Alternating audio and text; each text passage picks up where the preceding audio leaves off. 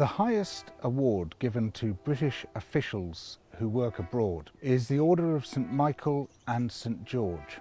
This consists of a star with a little enamelled painting, and the painting shows the angel St Michael standing on the neck of the devil, and the devil is a black man.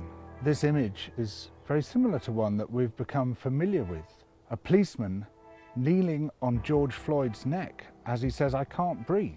And the idea of standing or kneeling on the neck of a black man is deeply embedded in these notions of dominance, of white people over black people, the dominance of Western nations over other countries.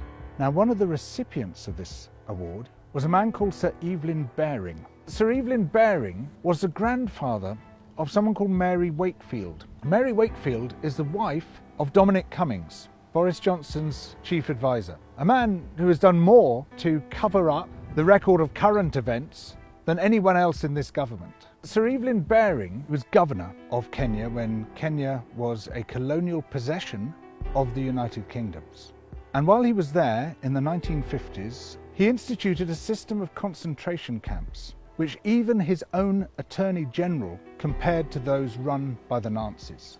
He drove into these concentration camps and fortified villages. Almost the entire population of the Kikuyu people, then numbering over 1 million people.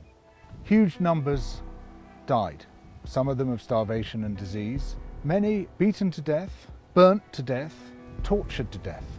Repeatedly, men were castrated.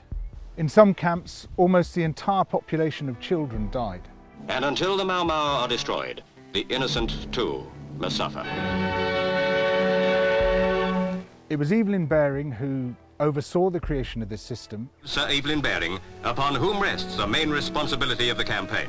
We are making progress in that struggle, and we are all confident that in the end we will succeed. He also directly authorised the beating to death of people within those camps. When Labour MPs asked inconvenient questions about this, on one particular occasion when 11 men were beaten to death, he told the Colonial Secretary to tell the MPs that they had died from drinking contaminated water. Before Britain left Kenya, there was an order sent down, implemented by Special Branch, to conduct what they called a thorough purge of the archives. They burnt crate after crate of documents. One of the orders instructed that if there were too many documents to burn, they should be packed into weighted crates, taken as far from the coast as practicable, and dumped into very deep water without